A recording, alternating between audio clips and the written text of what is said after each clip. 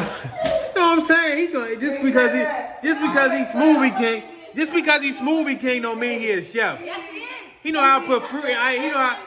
He know how to put fruit and ice in a blender. He don't know how to work them patents and pans. He needs to just hate all the way. No.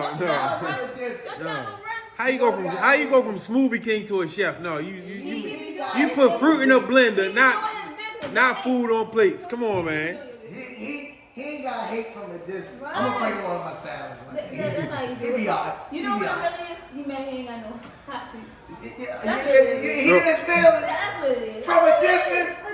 That's the new word. From a distance? No, all I'm saying is, he talking about, I'm a chef and all. No, you're a smoothie king. You make smoothies. You put fruit and ice in a blender. You don't put no food on no plates. Well, I just want to know, is hating from a distance a dish? Yeah. Okay. And he full on And who's serving it up? Him. Yo. I guess he's a chef too now. Yo made some smoothies and some oodles and noodles. Now he's chef and the smoothie king. Tell him don't hate. That's too much sodium. We eating healthy over here. Actually, do eat noodles. Look.